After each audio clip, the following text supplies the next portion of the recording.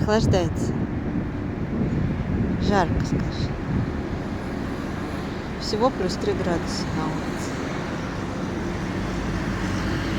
Может, у меня не Зенинпунт, а Хаска какая-нибудь?